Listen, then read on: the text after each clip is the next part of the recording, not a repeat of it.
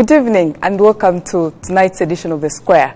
Tonight we'll be focusing on the high teenage pregnancies that we've witnessed across the country. Try to understand what are the underlying issues, what needs to be done, do we need to change the current approach? And I'm very privileged to be joined by two distinguished guests. On my immediate right, Dr. Marie Lulangwa from Kachiru District Hospital. Yes, thank you for joining us. Thank you for having me. And on my left, I'm joined by Dr. Joseph Nkurunziza, the Executive Director of Never Again Rwanda, but who is here in his capacity as a medical practitioner who has a bit of experience in public health. Welcome to the program. Yeah, thank you, Bena. And as usual, my fellow resident panelists, Charles Haber, welcome to the program. Thank you, Bana. It's a pleasure to see you in a familiar seat. Thank you. Ephraim Ramwenje, welcome to the Square. Thank you for having me. Obviously, wherever Diana is, we wish her a safe trip, and hopefully she's coming back soon. She'll be here next week, right? I'm sure she's watching. Yes, yes. As usual, let's begin with the highlights of the week. Charles, I'll begin with you. One particular thing caught my eye. It was in the media today. I read it in two different media. One in the New Times, another one something that I didn't know exists as often as, or publishes as often as it does. New Times on the Chronicles, and that's around the Rwanda's aggression in terms of conference tourism.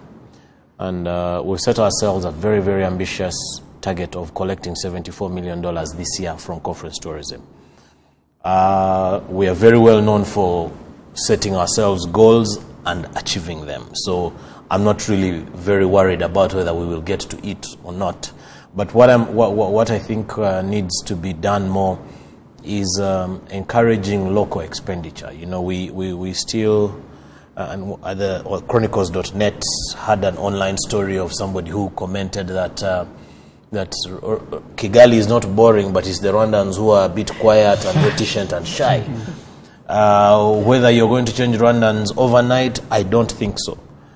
But whether we can, between the Rwanda Convention Bureau and RDB and everyone who cares to listen, a lot more needs to be done to encourage people to spend. And I think that's where some of the areas in which we'll be able to achieve those targets. Ephraim, what's your highlights? I'd want to feed off of what Charles has talked about around the targets. I think what we're seeing is a diversification of products beyond conferences. But the challenge is always engaging those conference goers to actually do much more. And I think now this is where it comes down to the event organizers. And I would love to see how RCB and RDB challenge event organizers to incorporate some of these various products into the overall package. So guys don't just come for a conference, but they come for a conference and they go do X. They come for a conference and they go do Y. And we've seen it in a couple of them, but not all of them. Most of them, guys come in, immediately it's done, guys are out. And these are business people, especially as business travelers. It's in and out because they have to move on to the next one. So I think from my side, it would be interesting to see how that goes, how they go about generating that extra revenue and that growth. And hopefully, like Charlie said, we will spend more as Rwandans locally and drive the sector forward. For me, what was interesting is to see the African Union summit in Addis. We are seeing a lot of progress, especially around the ratification of the CFTA, which definitely, hopefully, fingers crossed, by April, I think March is the deadline. Yeah, we'll have the countries on board. So let's go straight into today's topic, the high rates of teenage pregnancies that we have been witnessing across the country. The numbers are out there. We'll be getting into the numbers, but let's try to understand the scale of the problem from a medical perspective.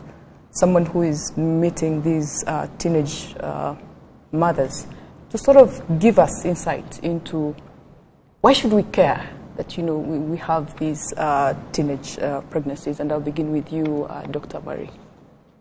Well, let's just give you a simple example. So usually what happens is you have a 15-year-old who comes to the hospital. She's pregnant. And usually we see them right from the Isange One-Stop Center. We follow them up until it's time for the delivery. And then most of the times, if she was impregnated by a fellow teenager, he doesn't go to jail.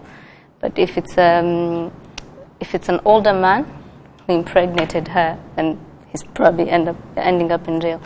So you have a girl, she's 15, she has a baby, she's probably going to drop out of school, and the man who impregnated her is in jail. So the only option she has is to go back to her parents' house, if she has parents that are willing to help her.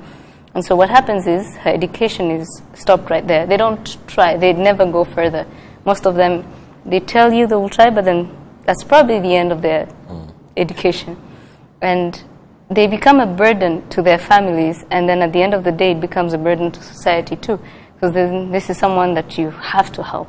Because later on, she probably won't stop she probably won't stop having kids. Usually after that, she starts at 14, and by the age of 38, she's having 14 kids. That's seriously, that's literally what we have at the hospital. And we can't deal with it. Like, Rwanda, the way we are, I mean, we don't have the capacity to have people having 14 kids and not being able to take care of them. So the government has to chip in, and it's just a burden to everyone if you think about it. Let me take you back a bit. When you receive a 15-year-old and you're trying to engage her, take us to what this child is saying, you know, because as a doctor, of course, you say, what's your name and how old are you? What does she say when she comes to, you know? Well, most of the time she's brought in by a nurse, and then she's really scared. She has no idea what's going on, and she just feels pain most of the time because she's having contractions. And then you try to talk to her, and most of the times I try to ask her what happened, and she's like, I don't know. Most of the times they don't want to talk about it, and then we always have to explain to them what's going to happen. So you see, we're going to have to take you to the hospital, and then at some point you're going to have to push. And some of these girls are so young, and you can see they have no idea. Sometimes they don't even understand what you're telling them. You're telling this one. Sometimes they deliver, and then you try to explain to them how to breastfeed, and it's a mess. Most of the times they don't do it properly, so you have to take more time with them. And so most often we worry when they take them home, because she doesn't know what to do, and sometimes their parents are really pissed at them, so they don't want to deal with them either. So that's the situation. So they're babies having babies. I've got a question around. You mentioned encountering this 15-year-old at the point of labor. Yeah. Is there any, in terms of majority of cases, maybe you could just give us a rough estimate. Do you normally meet these young ladies at the point of labor, or do you actually experience them before they actually get during to the point? antenatal? Sometimes we experience them before, especially when it's a GBV case. Yeah. So right at the start, when the police is writing to us, they're like, you know, we want you to examine this victim. And so sometimes we have to break the news to them that they're pregnant. And so the antenatal care most often happens in the health centers. Yeah. So we only see them at the beginning when we're telling them they're pregnant, and then at the end when it's time for them to deliver. We'll leave it there. Let me bring in Dr. Nkurunziza as a public health practitioner. Give us a sense of what are these underlying issues. You're a father. Imagine this. This is your daughter. Yeah. What is it? Because according to what she's describing, you just have a child who's pregnant, and they are confused and they don't know what to do. What is it? Yeah.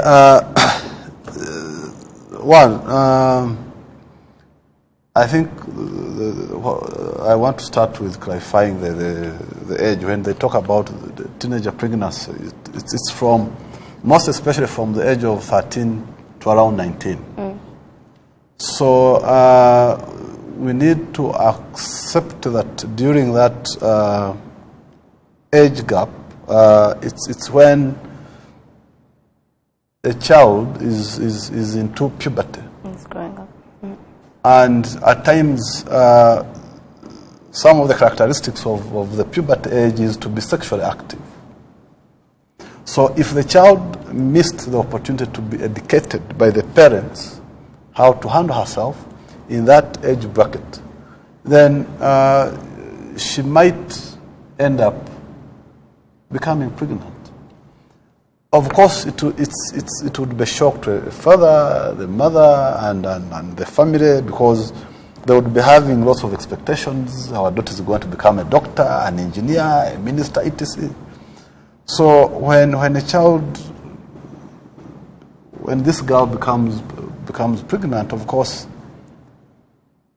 yeah, the parents become shocked and unhappy, but also they feel that there's that shame within themselves that they never did what they were supposed to do as parents, to raise the kid in a proper way and maybe provide the right education and be able to avoid her becoming pregnant. So let me I want to bring in the panel on this. We agree that, do you all agree that we have a problem? I think we do have a problem, and what Dr. Joseph says, I think, just shows you that the magnitude of the problem is a lot bigger. You're assuming that your statements, Dr. Joseph, they create an assumption that the responsibility to raise the children lies solely on the parents. Let's remember that, one, probably they don't have the parents, but also society and school, because, I mean, school, at least we're sure most of them will be in school, you know. And I want to give practical examples of where the schools are also failing. If you want to see the best cars in Kigali, you go to secondary schools when it's time for them to leave school, or when it's weekends, when they're being dropped or going back. Look at how our national police has been extremely aggressive in terms of going to night sports clubs, bars, to stop young children from, and actually heavily punish the owners of these night sports from allowing youngins to come into the clubs. That tells you a lot about the problem, because you're not going to be pregnant. You're not going to get pregnant if you have not had sex, and therefore you're not going to be exposed to sex unless there's somebody who has approached you, you know. So the problem is therefore much bigger, and I want to seriously fault as well the schools, because the children spend actually most of the time at the schools. And I think that's one of the areas. Actually, hold it there. Ephraim, before we come to you, the key word there is sex. So the sex is definitely happening. Yes. And I will refer to the 2018 International Family Planning Summit, which took place. And opinion at that summit, I mean, this is a summit where you have experts in reproductive health. But opinion was divided. You know, on one hand, you have governments and faith-based organizations which are saying we need to encourage abstinence. And we need to, mainly abstinence. But what we're seeing, actually, the reality is people are having sex. So how do we deal with the fact that people are having sex? And Ephraim, I would like to bring you... I want to throw this conversation on its head a bit. There's an interesting statistic. I can't cite the report exactly, but it said that over 80% of teenage pregnancy cases arise from coerced sex. Meaning it's not fully... It's not people argue that about coercion and consent, but the fact of the matter is it didn't happen at the free will of some of these girls, or at least the complete free will. Now that takes us to another point, and I'll come back to this point of contraception. It comes back to the point of what conversations are we having around the boy child? Because apparently 50% of teenage pregnancies happen amongst fellow colleagues. Fellow teenagers. Yes. Now, we come to this aspect of contraception, and I genuinely am a big believer of it. Actually, some time back on the square, I talked about legalizing abortion, because I genuinely believe it can be part of a solution. Right. Now, the challenge, though, is that if you now start to talk about contraception and all of that, if the sex is coerced, if you have not educated the boy child, they're not going to use it. Hold it there, Ephraim. I would like to bring in Doctor here. Our teenagers are having sex. So we cannot shy away from the fact that sex is happening. Yeah. There's sexuality among adolescents. And like you said, the puberty years is really what we're discussing. Now that we have the sex happening, what do we do? It's very interesting because I think people are trying to shy away from the reality. So having sex is a right. And each and every human being has a right to sexual and reproductive health. But what the society has missed is to understand that times have changed. Now, the world has become a global village. You can't deny anybody the information.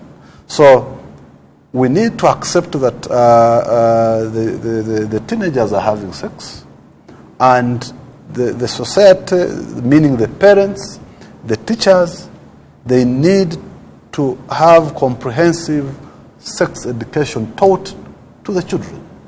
For example, we run a peace building institute. It's a biannual event, and we bring youth across Africa and across Europe and North America. So before we used to have homestays? So they would stay in homes, and I also used to host some youth. So youth from Europe, for those that I hosted, I would host both boys and girls. For those from the age of 17, whenever I would be having breakfast, I would see them taking some pills. So I had to ask them, what are you taking? And they told me, no, these are contraceptives. So why? Are you expecting to have sex? So they told me, no, you never know, you need to be. Are we talking about Rwandans or some? No, I'm giving you an example. European. The context is quite. The context is quite different, but I'm trying to show you the level at which the awareness. The awareness. These girls were 17 and 18, but they had their. So in our society today, I've never seen a girl, even a woman, taking the contraceptives in public and being very confident about it. And the question there is why? The question is that I think it's the society is somehow confused between culture, religious beliefs, etc. But we need to accept that times have changed, and we need to protect our children and the society at large, because teenage pregnancies have side effects. There is preeclampsia, low birth weight, etc. And with those dangers, the government is going to spend a lot of money trying to treat these young mothers. So it's the right time that we need to break the silence. We need to make sure that young people are empowered so that they can make right decisions and negotiate safe sex. I want to make one point, if I may, and Dr. Joseph has just tickled my mind. You see, pregnancy is the only proof that the child had sex. Yep. Yeah. But we know that along the way, probably they have had sex for 5 years from the age of 14, and they have not gotten pregnant. So he raises a very pertinent point. They can get sick, they can, and all these other things. On a lighter note, faith-based organizations once came together, and at this particular forum, I was told that some sects of the born-agains were blaming the mainstream for not giving pregnancy tests to brides-to-be. For example, if you go to Zion or a lot of these born-again churches, they'll first oblige you to go through a pregnancy test before you're married off. And one of the senior pastors in the mainstream churches said, no, but unless we are going to test the ladies for virginity, because the proof that they have never had sex before marriage is not them being pregnant. Yeah. So the moral of the story is, Dr. Joseph raises a very, very pertinent point, that sex education should be more emphasized, not only because of pregnancy, but the dangers that come with starting to be sexually active while still young. I just want to bring the discussion back to how do we change the culture around, making sex a mystery. Because the fact is, people are having sex, whether you like it or not. Yeah. But how do we change, the mystery that sex appears to be, that our children can embrace it and protect themselves? And Doctor, I want to take it to you as a father. I mean, what needs to change? Yeah, what needs to change is that we need to understand that sex is a need. Then if we know that it's a need, then what comes next is when, how. So when we empower the society, the children, to understand that if you engage into sex at this age, these are the consequences. So you need to, in order to avoid these consequences, you need to wait until this age. And when this age, when it comes to this age, you shouldn't have unprotected sex. You need to have condoms. But for the believers, for what the Bible says, and maybe abstain, but that belongs to those. To the believers. But Doctor, with all due respect, we know that children never listen to their parents. Exactly. Yeah. I think that's a very general. My children listen to me. You think they listen to you when you're paying attention. No, just the understanding that when you tell children that you cannot have sex until you're a certain age, does not guarantee that they won't have it.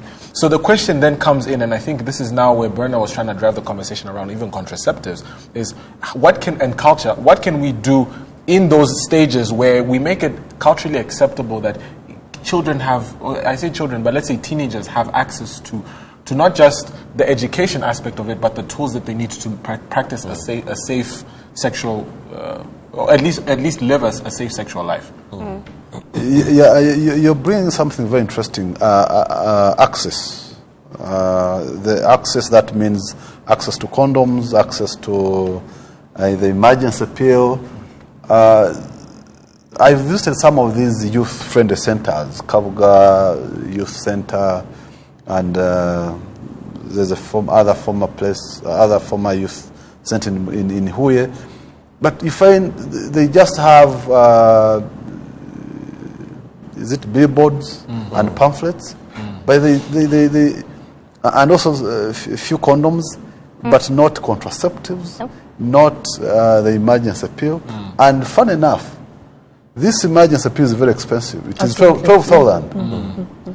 So when you talk about accessibility, youth should also be able to access this emergency pill if she has had unprotected sex.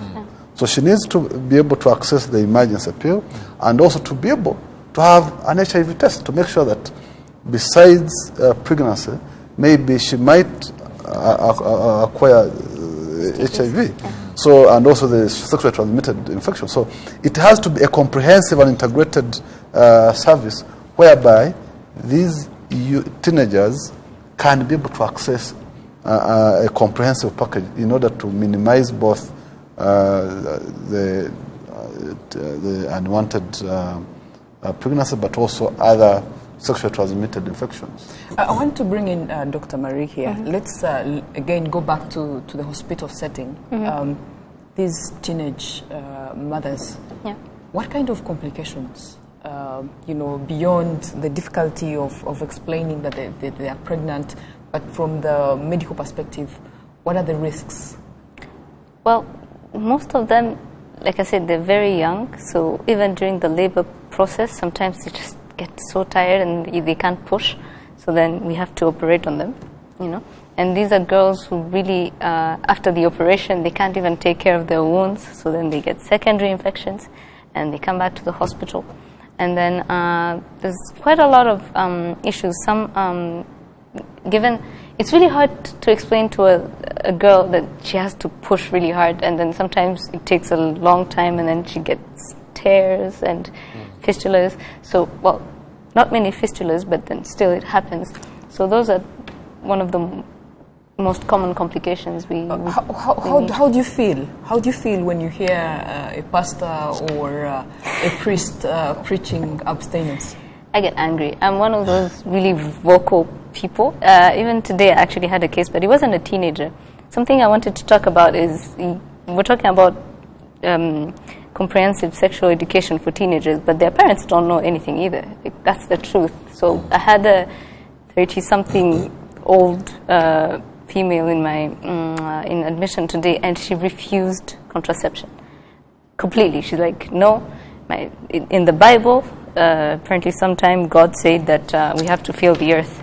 And so I asked her straight, I'm like, so how many kids does your pastor have? And she's like, 2. I'm like, yeah, follow his example. You know, it's... And that's one element. That's one but element. In terms of the human body, yeah, is it possible to actually abstain?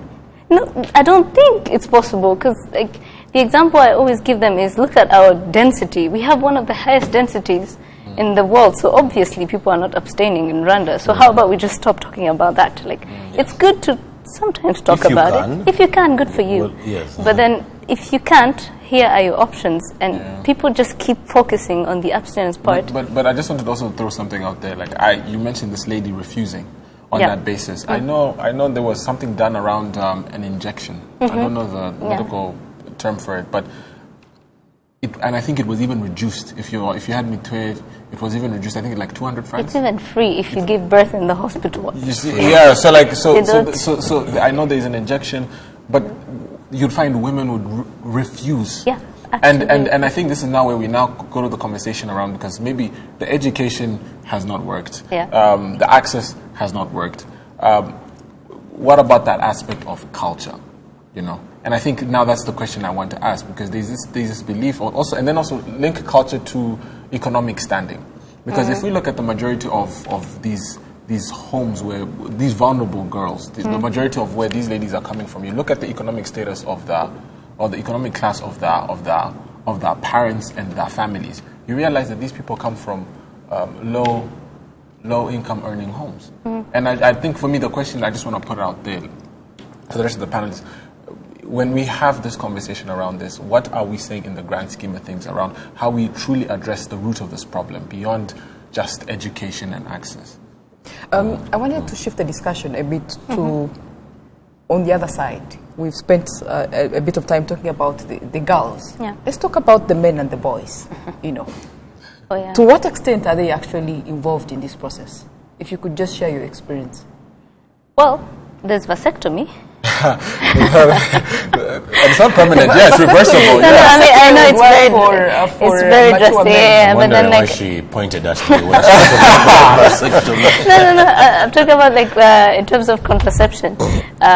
That's available, but not for the younger ones. I understand why they wouldn't want to. But it's have still possible, no? Yeah, it's still because possible. there's a reversible type, and then you could also freeze some sperm if you want. No, I wouldn't worry But about that's very expensive. vasectomy at this point. Yeah. We're No, but talking about coerced sex. Yeah. You know, ideally meaning that you have men and boys who are forcing impregnating. themselves. You know, Yeah.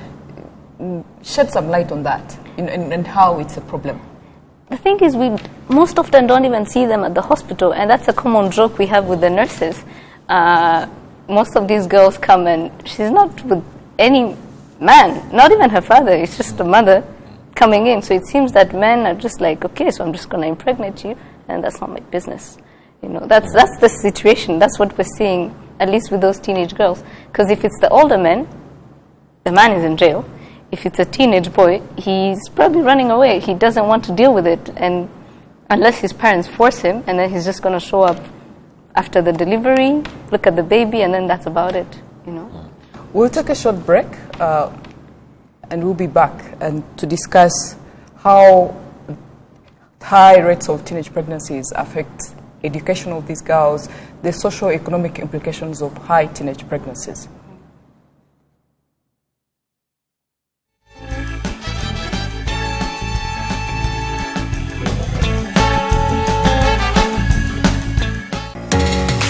nishimiye kuba ari kumwe namwe bahaye ikaze. Yes, umutumirwa wacu uyu munsi kugira ngo mudusangize mutugaragarize inyungu ukujya mu kazi ni nako wagiye no ku ishuri. Ubwacu twihaye akazi cyane cyambere, icya kabiri turimo turatanga icyizere ku rubyiruko ko byose bishoboka kandi tubateza imbere igihugu cyacu. Just yesterday tubahaye ikaze. Ikiganiro ni Inspire Me, isaha y'urubyiruko.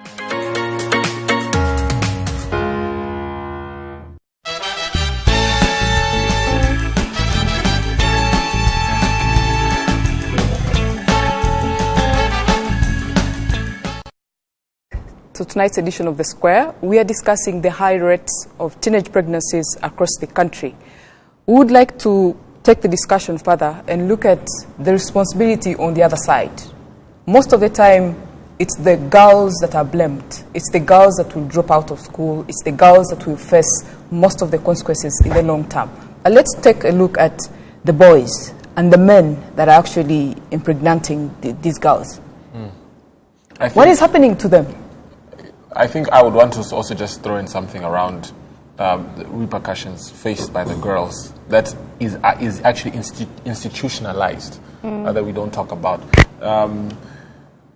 There was this recent debate in the social media sphere around revoking scholarships for girls. And like I said, the statistic I gave is close to 50%. Actually, half of these cases involve fellow colleagues. So you find that the consequences around this loss of scholarship is only borne by one person. And I think I just wanted to add that context around how even institutions contribute towards this, continue to further this whole divide in terms of how you treat a girl child who's involved in the pregnancy and how you treat a boy child who's involved in the pregnancy. I want to bring in Dr. Murziza. You were very active on Twitter, when this unfolded. People looking at the faraway conditions. One, to what extent do you think it is a problem when we say you cannot continue school because you're pregnant? Yeah, one, what I can see is that, men have enjoyed power even before Jesus Christ. So the society has had this patriarchy monopoly. So whereby even the women or mothers, at times they might also end up blaming these young girls, or maybe they might also end up behaving like the patriarchal system. But to me, I think the responsibility is toward traffic. There is a boy who impregnated a fellow age mate, but there is also a man, because we've seen men with money. Some of the cases among the teenage pregnancies, we find that they are old men. So what should be done is to try and put up policies that hold both boys and men to be responsible of their acts. I think our parliament, they should pass a bill or a law that holds men accountable. They must take care of any girl or even any woman they make pregnant. Two, if a boy, the father, the family has to assume the responsibility. Because we've seen these teenage mothers losing education. Just why? Because a young boy, a classmate did what? Impregnated her. Two, you might find that families, the boy's family and the girl's family, they know each other. So they will negotiate. The boy continues and the girl stays home. So in such, that's why government have to come up with the policies addressing the prevailing issues within the society.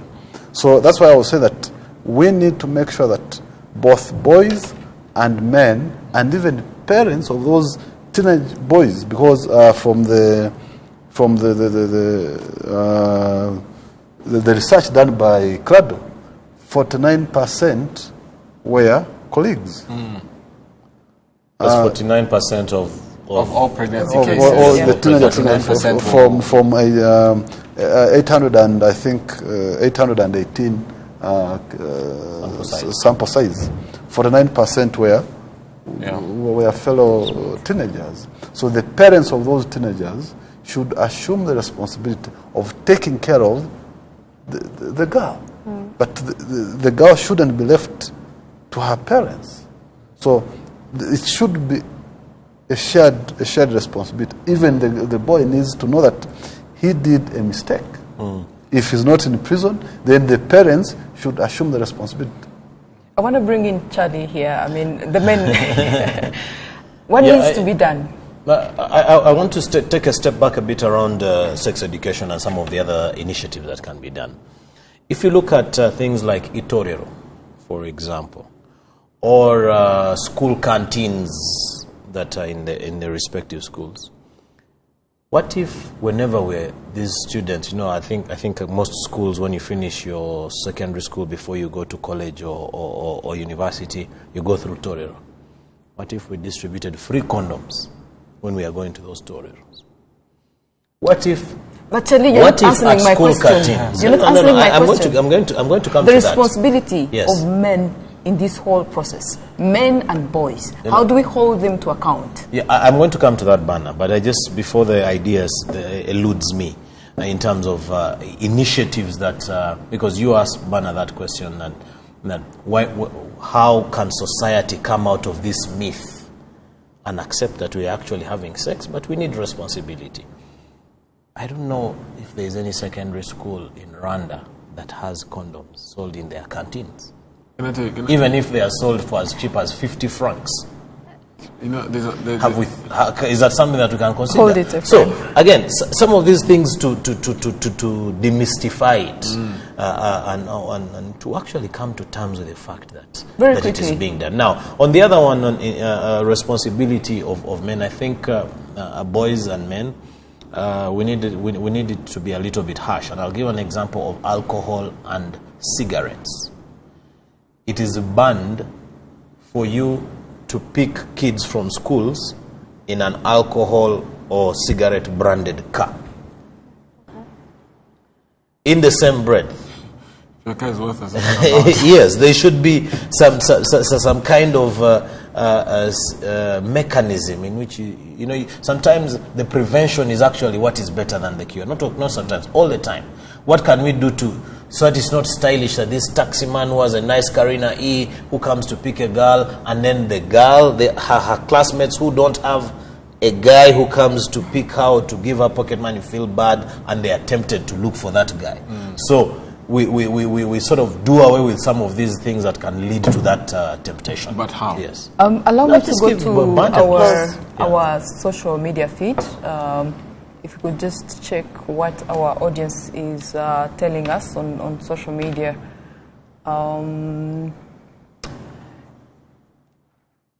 A. Pierre is saying education of our society about sex is key. Parents should stop considering sex topics at home as crimes. Let kids tell what they know, then from there educate them. In our family, this is a subject to hide any knowledge we have about. More you know, bad imagine.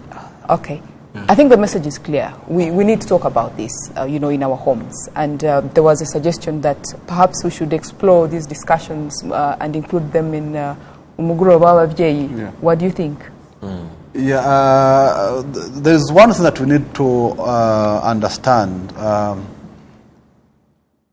If you talk about parents, who are those parents? Maybe are those parents who are maybe too religious? Maybe parents who still think that no, sex is for married people, sex is for old people, and maybe sex should be done in hiding, etc. So if such parents make the parents' council, the parents' evening, they might not be able to educate the teenagers who might be part of that parents' council. So I think that's why there is need to use the available means, schools, even churches, hospitals, to preach, because behavior change is a continuous business. You can't do it once and stop. And two, you can't leave it to the parents, because some parents might not be empowered enough to break the silence. Yes, briefly. Yeah, Dr. no, Marie. I think he's right. But then something I said once before is, yes, parents are very uncomfortable talking about it, fine. But then one thing I had once suggested was to let us doctors or whoever is comfortable teaching the kids about it, do it. But then the thing is, the moment we step up and we say we want to educate those kids, people show up and they're like, nope. Don't tell my child about sex. Yeah, you know. So there's basically, you always have these people blocking us. So I think it would be great if the government started from, let's say, REB, or the one in charge of education. Yes. It's like, this is the curriculum. Yeah. And you know what, this is happening in school. The doctors are going to go in and teach about it. That way, you're not having people blocking you. You're not having the church rising up saying, that's a sin. You know, No, Once it becomes policy, it's then it's a easier policy, to- yeah. So we to have to implement, take drastic measures. Let's go to our second tweet. This is from Umurunji Cynthia. This is going to be a very, very good conversation. Sex is normal to have those feelings. Let's stop pretending our kids are some weird creatures. Frank discussion about sex, access to contraception, those among other things don't work. What do you think? No, she's right. We have to talk about it. And then something else, we always talk about contraception, and I like the fact that you brought in abortion. I always tell them, you have to pick a battle. You can't say, I'm not legalizing abortion, and say, I don't want contraception to be available to you. Just pick a battle. Pick one. You know, either you legalize abortion, and so we deal with the problem, and some people will say, no, then you're promoting sex. They're already having sex. Yeah, whether you promote it or not. Yeah, it's already happening. So just Our last tweet is from Charles. Charles is saying, good evening. This problem will never end unless parents themselves are engaged in the problem. You will find a parent fearing to tell a girl about secondary female characters. Really, we need to teach children. We need to teach these parents before teaching the teenagers. Yeah. I think someone Valid mentioned point, that yes. before. Doctor, if you could chip in, what do we need to tell the parents? Yeah, one. And maybe it is at the Mugoro Yes. or the Muganda meetings. The Muganda meeting. Yeah, that we need to start with the parents. Yeah, we need to break this. But also at the policy level, what is being advertised is the age at which one is supposed to get married. But what needs also to be preached is that anyone who wants to engage in sexual intercourse, the right age is 18. oh yeah, that's the law. Anybody who engages and maybe impregnates a girl below that age, you'll be jailed. I think it is 25 years. Up to 25 years. So the young people also will grow knowing that at 18, I'll be having the liberty. But people talk about the age for marriage, 21.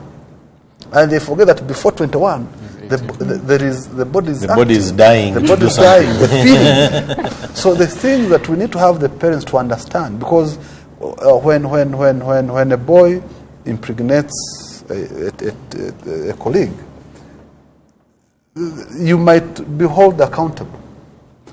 If it's your daughter, then you're going to face the side effects and the dangers that are associated with teenager pregnancies. So parents are key, but we want also the government to be involved in making sure that the policies are streamlined. It's not only the marriage age, even the age to have sex should be made clear that 18.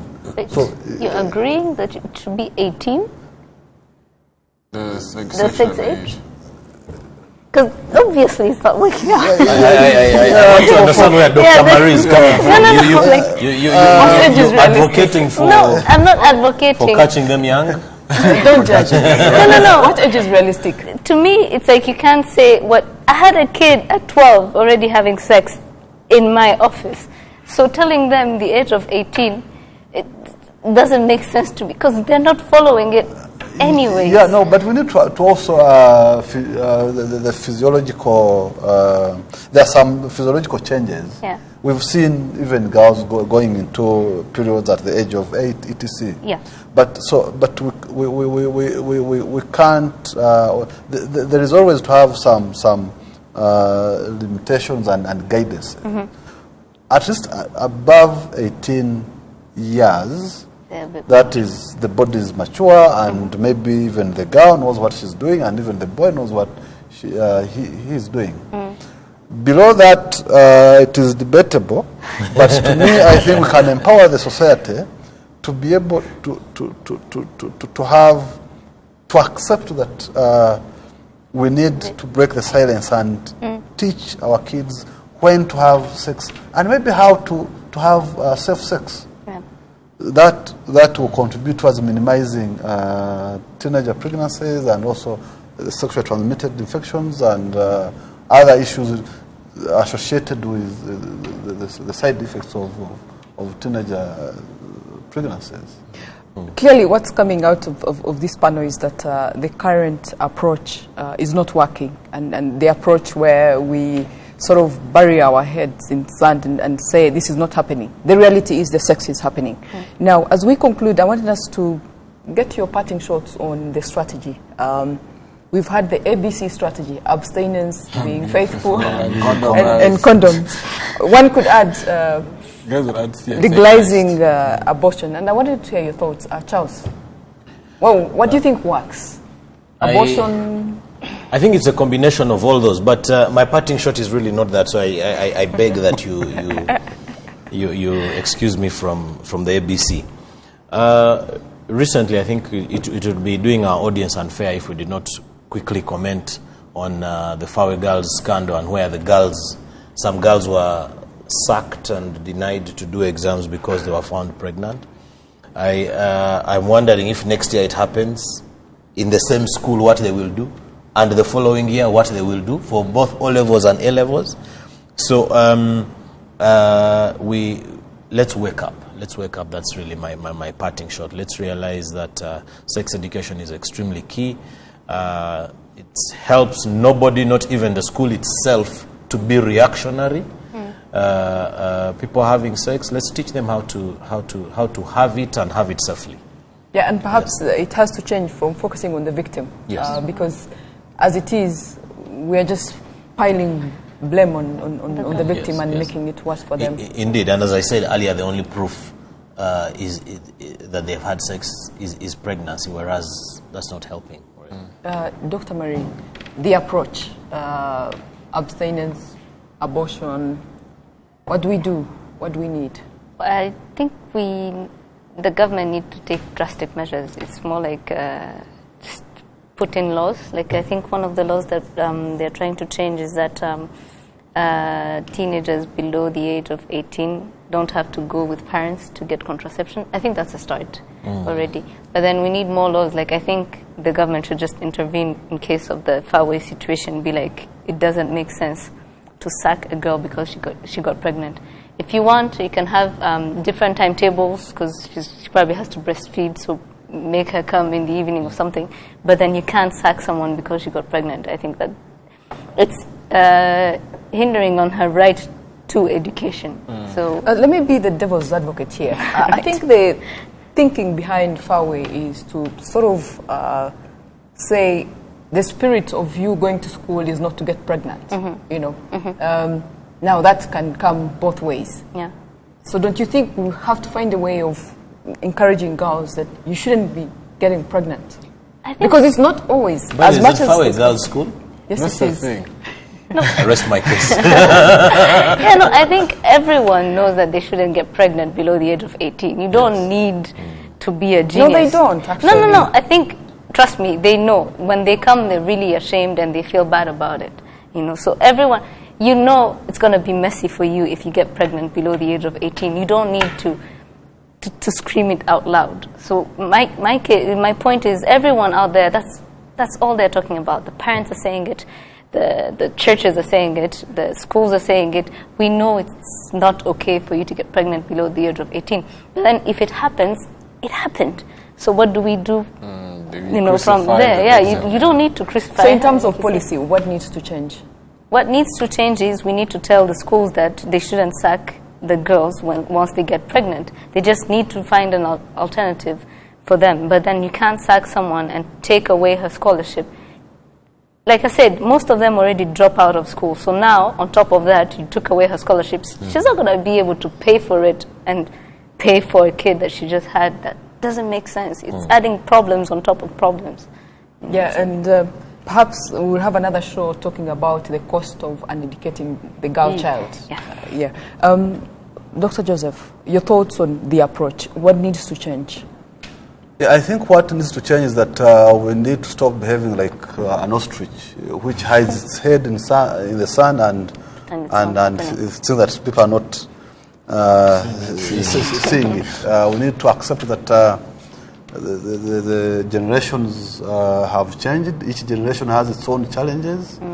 So we have an active young generation. I normally call it Wakanda generation that has access to phones, each and everything. There is urbanization. So what needs to be done is, at the policy level, there's a need for comprehensive. It should be a must in all schools, irrespective of being faith-based or traditional, comprehensive sexual education, and to have teenagers empowered, and to make sure that contraceptives are available. They have access to these contraceptives, so that those who are engaging in sexual intercourse can be able to access them. But then we need also to look at the options for those teenager mothers who accidentally who have become pregnant. We need to have, the society needs to accept and be able to organize an adoption system, because there are some people who can't have kids or who can't make babies, and they would be willing to adopt. Two, we need to build a strong support system, because if you look into our histories, you would find that I'm afraid. And also the last, there is need. When it comes to abortion, at times it's the lady that should decide to either have it or not. But then we need to have a conducive legal framework that would facilitate this, because we find that the poor don't have access to safe abortion, but the rich, they'll fly and have access to safe abortion. So we need to have a conducive legal system that facilitates both the rich, the poor, to be able to have proper services.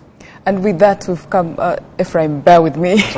Time is not on our side. And with that, we've come to the end of tonight's edition of The Square. Join us every Wednesday. Don't miss the repeats every Thursday at 2 p.m. We would like to thank very much our sponsors, Uzi Collections and Bourbon Coffee. See you all next week. Good evening.